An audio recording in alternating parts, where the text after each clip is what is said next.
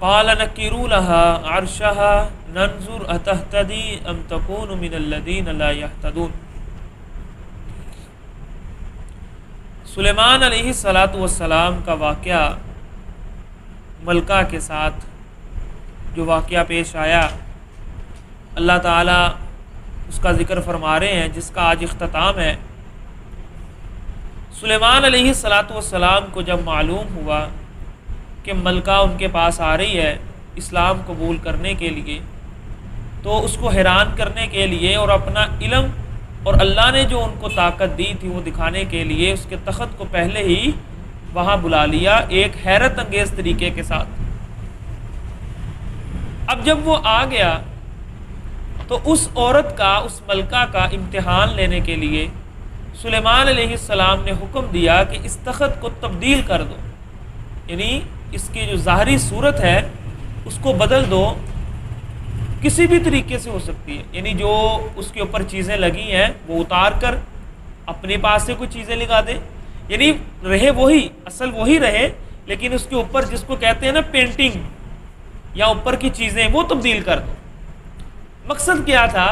دیکھنا یہ تھا کہ کیا اس عورت کے اندر ہنر کیا ہے، کیا یہ اتنی سمجھدار ہے کہ اپنی چیز کو پہچان لے۔ یہ امتحان تھا اس کا کہ اس کی ذہنی صلاحیت کتنی ہے۔ یہ ملکہ بنی ہوئی ہے تو اس کا امتحان لینا ہے کہ یہ ذہنی اعتبار سے اس کا ذہن کتنی کی طاقت کا مالک ہے، کیا یہ اپنی چیز کو پہچانتی ہے کہ نہیں پہچانتی، اور اگر پہچان لیتی ہے تو پھر کیا کہتی ہے کہ یہ کیسے آ گیا یہاں۔ یہ سب چیز جاننے کے لیے اس تخت کے اندر یہ تبدیلیاں کی۔ فلما جاءت قیل اہکذا عرشک، تو جب وہ ملکہ سلیمان علیہ السلام کے پاس آئی تو سلیمان علیہ السلام نے جو اس سے سوال کیا نا بڑے اچھے انداز سے، یہ نہیں کہا کہ یہ تخت تمہارا تو نہیں۔ اگر اس طرح پوچھتے تو شک پڑ جاتا ہے کہ یار ہو سکتا ہے میرا ہی نہ ہو۔ آپ سے کوئی کہے یار یہ موبائل آپ کا تو نہیں، آپ کا نام بھی وہ آپ دیکھیں گے ضرور کہ آپ سے کوئی پوچھ رہا ہے تو کسی وجہ سے پوچھ رہا ہے نا۔ سوال کس طرح کیا؟ اہکذا عرشک، تمہارا تخت جو ہے وہ اس طرح کا ہے۔ یہ نہیں کہا کہ یہ تمہارا تخت تو نہیں۔ سوال کیا کیا؟ کیا جو تمہارا تخت ہے جو تم وہاں چھوڑ رہی ہو وہ اسی طرح کا ہی ہے؟ اب ملکہ وہ بھی واقعتاً قوت اس کو اللہ نے دی تھی، عقل اس کو اللہ نے دی تھی، اپنے امتحان میں وہ پاس ہوئی، عام ملکہ نہیں تھی وہ۔ اس نے بھی جواب بڑے اچھے انداز سے دیا۔ اس نے بھی یہ نہیں کہا کہ یہ تو میرا تخت ہے، یا اس نے یہ بھی نہیں کہا کہ ہاں میرا تخت اس طرح کا ہے۔ اگر وہ یہ کہتی کہ ہاں میرا تخت اس طرح کا ہی ہے تو اس کا مطلب یہ تھا کہ یہاں پر جو تخت موجود ہے یہ آپ کا نہیں، یعنی آپ کو کہے کہ یہ چیز میری چیز جیسی ہی ہے، اس کا کیا مطلب ہوتا ہے کہ یہ والی نہیں ہے، میری چیز جو گھر ہے وہ اس جیسی ہے۔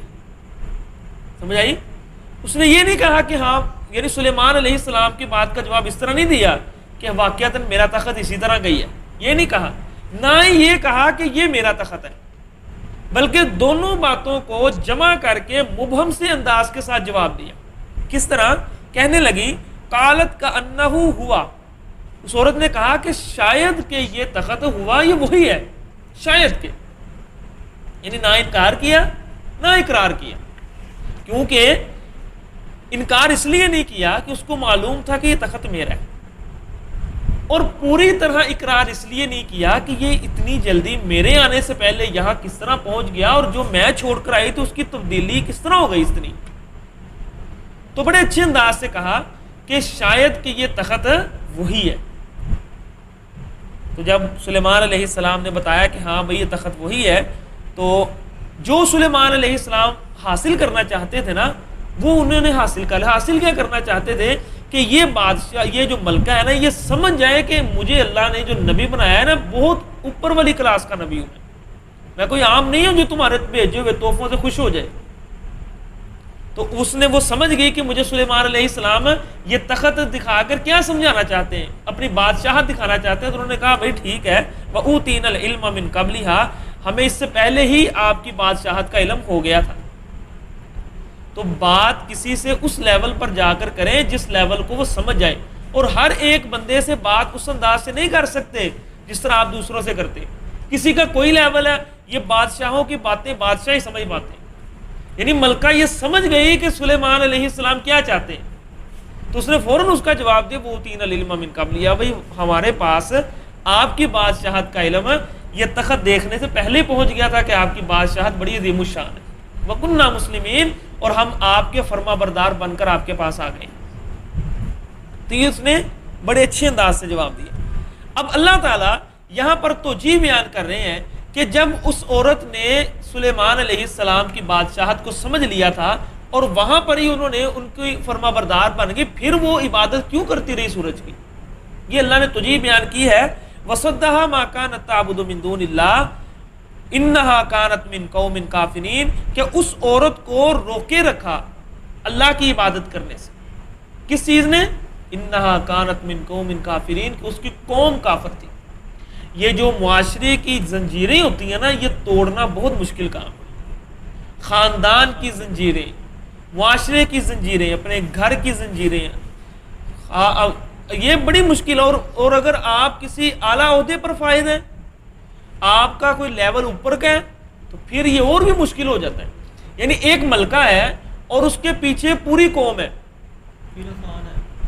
پوری قوم ہے، اور وہ قوم جو ہے نا وہ تو ٹھیک ہے، لیکن اس کے ارد گرد جو سردار ہیں، کہتے ہیں کہ بادشاہت بنانی اتنی مشکل نہیں ہے جتنا اس کو سنبھالنا مشکل ہے. اس کو سنبھالنا اور اس سلطنت کو قائم رکھنا یہ سب سے مشکل کام ہے. بنانا مشکل نہیں اتنا جتنا اس کو قائم رکھنا. تو بادشاہ جو ہوتے ہیں نا، یہ بنا تو لیتے ہیں لیکن پھر یہ ڈرپوک بہت بن جاتے ہیں، جن کے دل کے اندر اللہ کا خوف نہیں ہوتا. یعنی یہ جو لوگ ہوتے ہیں نا، ان کو پھر ہر وقت یہ پریشانی ہوتی ہے کہ کہیں یہ سلطنت، یہ حکومت چھن نہ جائے.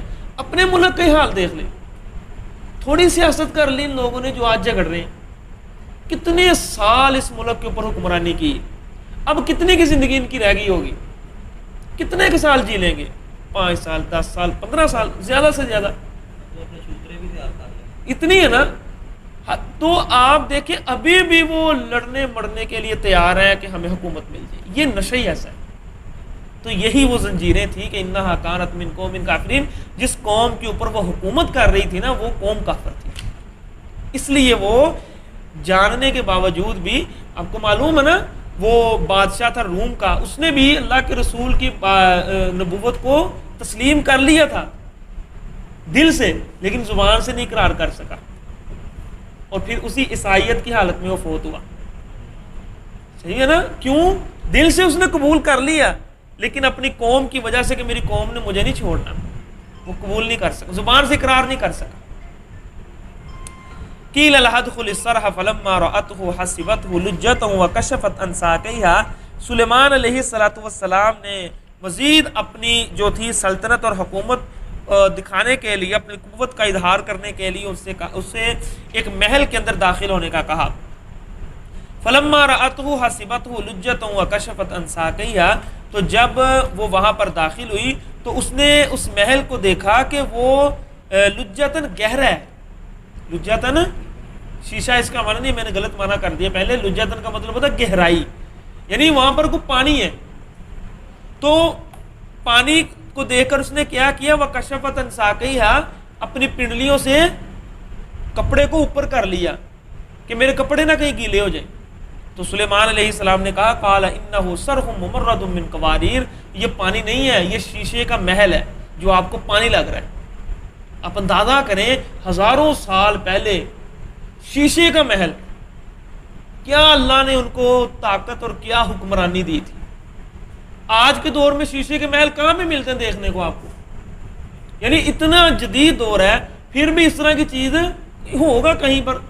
لیکن اتنی پرانی بات، اور اس وقت شیشے کو تراشنا، اس کو جوڑنا، اس کی مہارت، اس طرح کے مستری، مجھے تو ایسا لگ رہا ہے کہ وہ دور آج سے زیادہ ترقی یافتہ تھا یہ کاریگری کے اعتبار سے.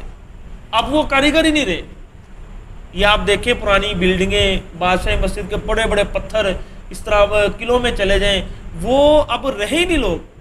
حالانکہ ترقی زمانے نے آج کی ہے، لیکن وہ آپ پیرا دیکھ لیں مصر کے اندر ٹھیک ہے، بڑی بڑی قبریں، یہ ساری چیزیں یہ فن ہے، تو یہ آج کل نہیں ملتا۔ تو جب یہ چیز انہوں نے دیکھی تو فرمایا قال انہ صرح ممرد من قواریر، بھئی یہ تو شیشے کا محل ہے، یہ کوئی پانی نہیں ہے۔ اور یہاں پر ایک اشارہ کرنا بھی مقصد تھا کہ ہر چمکتی ہوئی چیز اس طرح نہیں ہوتی جس طرح نظر آتی ہے۔ آپ سورج کی عبادت کرتے ہیں کہ وہ بہت چمکتا ہے، اس کا مطلب یہ نہیں ہے کہ وہ خالق ہے۔ اسی طرح یہ شیشہ آپ کو پانی لگ رہا ہے لیکن یہ پانی نہیں ہے، یہ شیشہ ہے، تو نظر کا دھوکہ بھی ہو سکتا ہے۔ یہ اشارے قرآن دیتا ہے کئی جگہ پر قرآن پاک کے اندر کہ ہر چیز جس طرح نظر آتی ہے اسی طرح نہ سمجھا کریں کہ اس کی چمک دمک بہت ہے تو پھر یہی وہ اصل چیز ہے، ایسا نہیں ہوتا، الٹ بھی ہو سکتا ہے اس کے۔ تو جب یہ چیزیں دیکھی قالت ربی انی ظلمت نفسی واسلمت مع سلیمان للہ رب العالمین، کہنے لگی میں تو آج تک اپنی جان پر ظلم کرتی رہی ہوں اور میں آج کے بعد سلیمان علیہ السلام کے ساتھ اسلام لاتی ہوں، قبول کرتی ہوں۔ کس کے لیے؟ اس رب کے لیے جو پوری کائنات کا، سورج کا، چاند کا، ستاروں کا، ہر چیز کا خالق و مالک ہے۔